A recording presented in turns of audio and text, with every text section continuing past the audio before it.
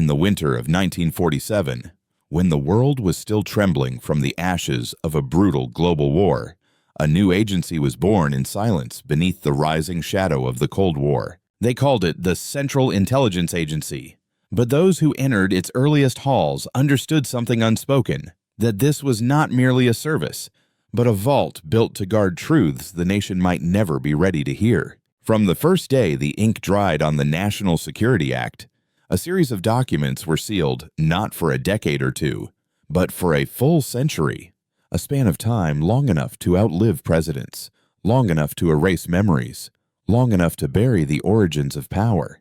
Historians often speak of nations protecting secrets from enemies abroad, yet in these early years, the greatest fear of the CIA was not Moscow or Beijing, but the American public itself. Within months of its creation, the agency found itself entangled in covert agreements, quiet alliances, and experiments that stretched the boundaries of what a young republic could morally defend.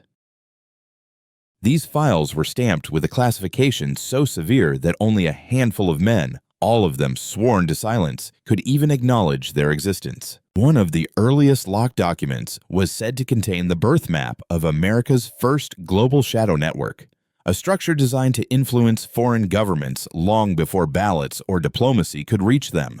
Another sealed record described a failed operation that vanished beneath layers of denials, an event so politically explosive that Congress never learned the full details. Rumors later whispered that some of these sealed files detailed actions not against foreign enemies, but against suspected threats inside the United States, operations conducted in the gray zone between law and survival. Inside the dim hallways of the agency's original headquarters, agents walked with heavy steps, aware that each decision carved another page into the century-long vault of forbidden history.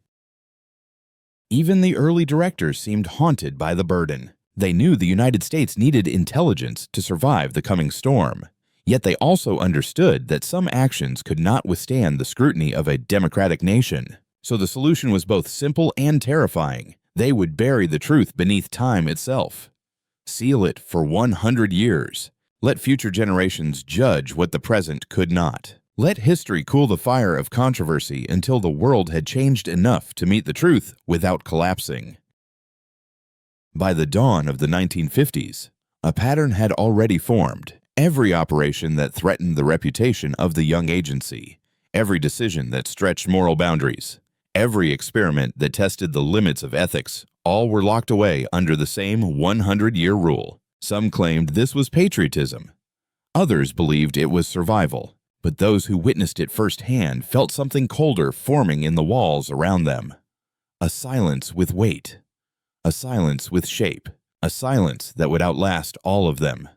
As the decades unfolded, new secrets joined the old, layering the vault with stories that would remain hidden until long after their authors had vanished. And now, nearly a century later, the question rises from the dust of forgotten rooms. What did the CIA lock away so tightly that even time itself was chosen as the jailer? And, perhaps more haunting, when those doors finally open, will the truth step out quietly?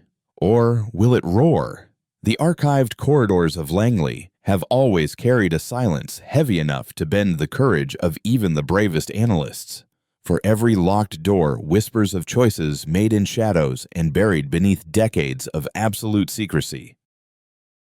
For more than 100 years, the agency has hidden documents sealed not by simple policy, but by fear.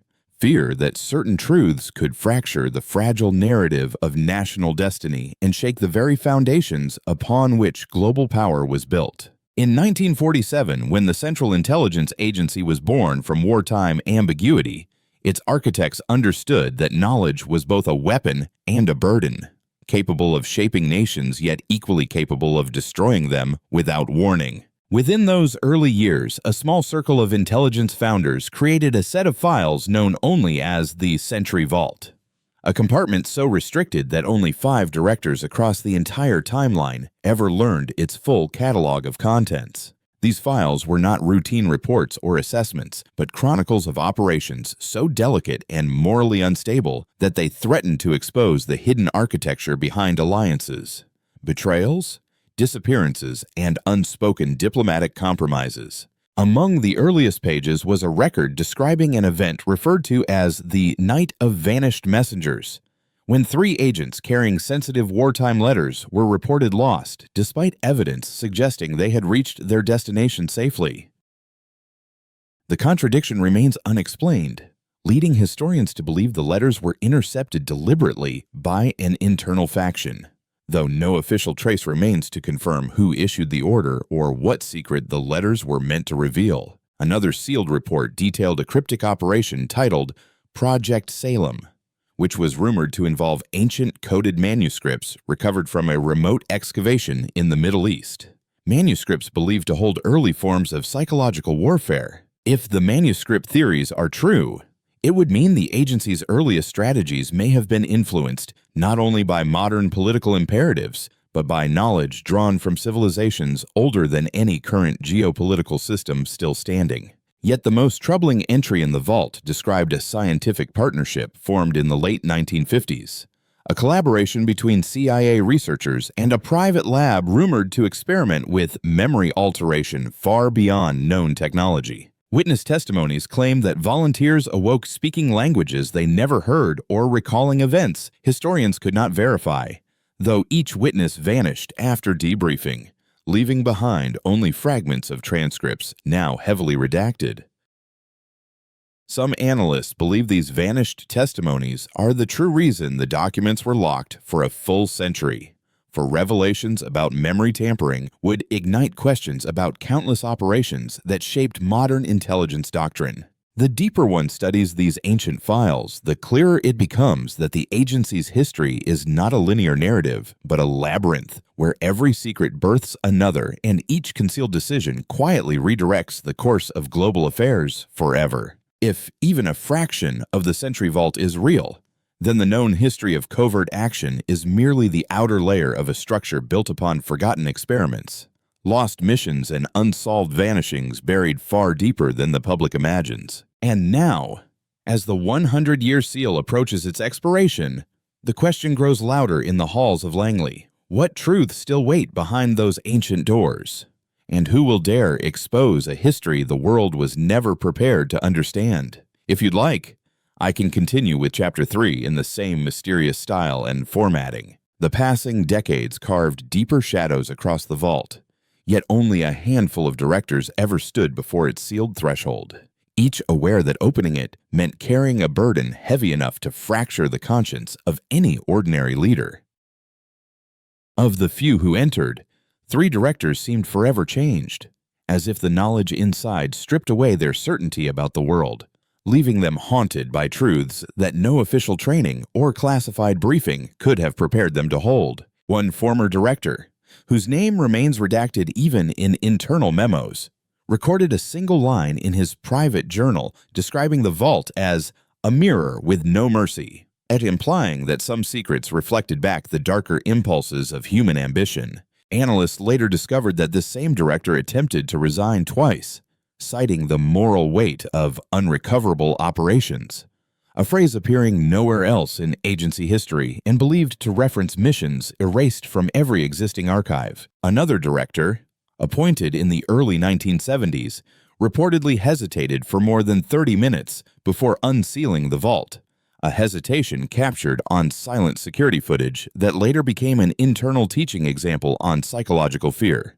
After his access session concluded, colleagues noticed his persistent habit of gazing toward the West Wing's lower hallways, as if expecting someone, or something, to emerge from the quiet corridors that house the classified shelves of the Sentry Vault.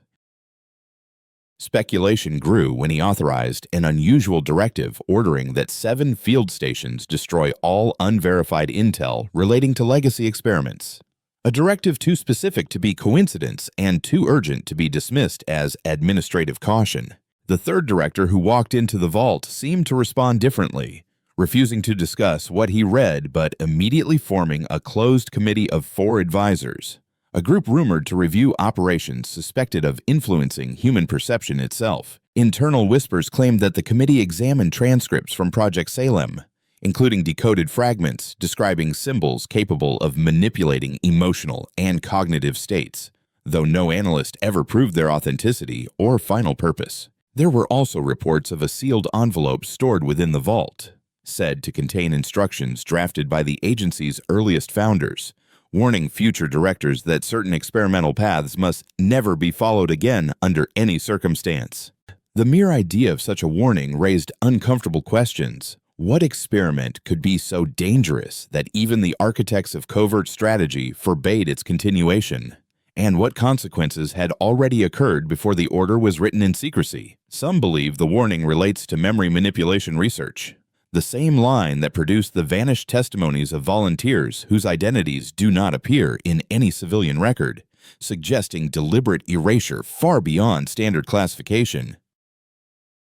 Others insist the envelope concerns a failed operation involving psychological codes embedded in broadcasts during a foreign conflict, an experiment rumored to influence public sentiment but terminated abruptly after unpredictable behavioral reactions. Yet all three directors agreed on one decision: the vault must remain sealed for one full century, not to protect the agency, but to allow the world enough time to evolve so the truths inside might one day be understood without igniting global instability. Even now, analysts debate whether that century-long lock was an act of caution or an act of fear, for history shows that knowledge hidden too long becomes a force of its own, shaping events silently from the shadows behind official recorded narratives. And as the expiration year approaches, the agency prepares not for revelation but for impact, knowing that once the vault opens, the past will no longer remain contained, and the secrets buried for 100 years will demand to be heard once again.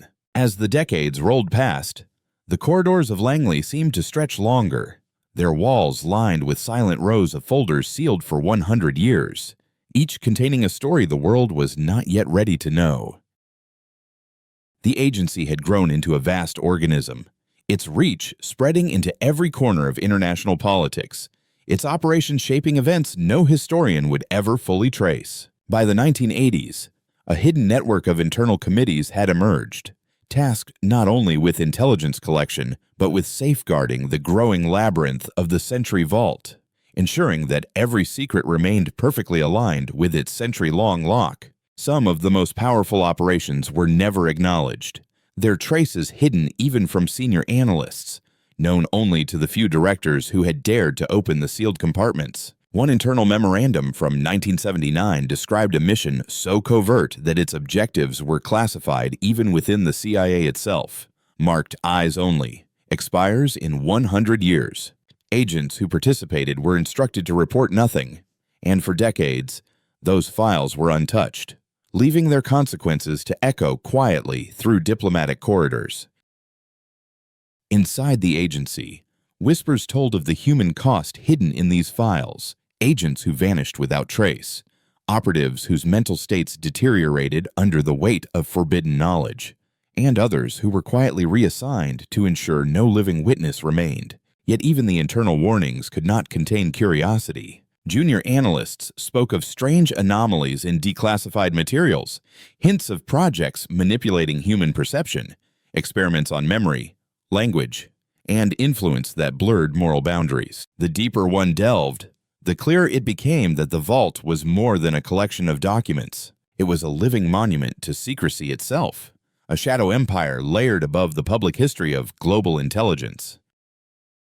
Some pages, written decades ago in the 1950s, spoke of operations aimed at shaping elections abroad, experiments with propaganda so advanced that historians would never have imagined them possible. Others, composed in the 1970s, detailed encounters with rogue scientists in private laboratories, testing cognitive manipulation that teetered on ethical collapse.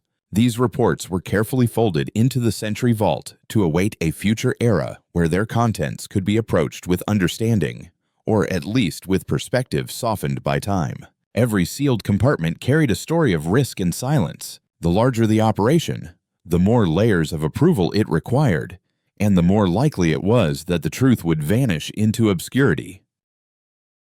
By the dawn of the 21st century, the CIA had become a caretaker not only of global intelligence, but of its own history, aware that one careless release could unravel decades of secrecy. damaging not only lives but the very framework of power. And yet, in the quietest rooms of Langley, some officers spoke of an uneasy anticipation, of a time approaching when the 100-year lock would expire, and all that had been hidden for generations would finally emerge. The question hung like a shadow over every meeting and every file. Would the world be ready to understand what had been concealed? Or would these secrets, long dormant, unleash chaos once more? It is a fear older than any director, a fear written in every careful stroke of classification, a fear that secrecy itself could outlast comprehension and shape history before anyone had a chance to read its truth. The dawn of the 100th year casts a long shadow over Langley, where the Sentry Vault waits silently, its doors untouched, its contents poised to speak truths that generations were never meant to witness. Inside the sealed folders lie operations spanning decades, from the clandestine manipulations of 1947 to the shadow campaigns of the early 21st century, each carefully locked until time itself permits revelation. The architects of the agency always feared the day these documents would awaken, knowing that the weight of human ambition, mistakes, and triumphs was stored in ink and paper, waiting to challenge the narrative of history. Some files recount missions that altered nations without leaving a trace, projects that harnessed propaganda, psychological influence, and technologies that tested the limits of perception and ethics alike. Other folders contain personal accounts, lost diaries of operatives who vanished in distant countries, whose names were erased to preserve secrets that even the agency feared might compromise them. The Sentry Vault is not merely a collection of intelligence. It is a monument to silence, a repository of moral ambiguity, and a mirror reflecting the hidden heart of power itself.